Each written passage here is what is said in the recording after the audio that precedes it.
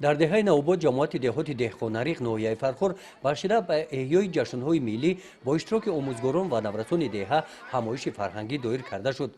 ин чорабинӣ аз бахшҳои гуногун иборат буданд. дар оғоз омӯзгорон оиди қонуни ҷумҳурии тоҷикистон дар бораи танзими анъана ва ҷашну маросимҳо дар ҷумҳурии тоҷикистон ва ҷашнҳои меҳргон, саъда, наврӯз маълумот доданд. ҳамчун рамзи саъда пирӯзӣ ба сардиҳои зимистон яке аз рамзҳои иди саъда оташ афрӯхта шуд. дар бахши викторина саволҳо оиди ҷашнҳои миллӣ пешниҳод гардиданд.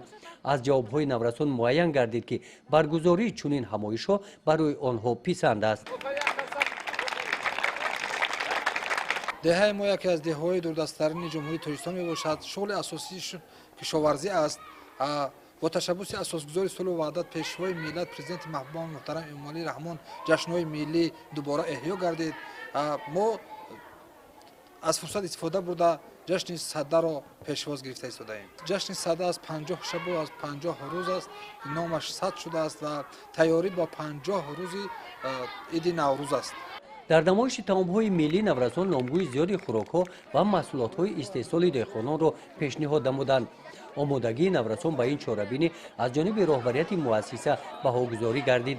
дар ҷанбасти чорабинӣ қайд карда шуд ки дар даврони истиқлолияти давлатӣ оину ҷашнҳои миллӣ аз қабили наврӯз, меҳргон ва саъда аз нав эҳё гардиданд.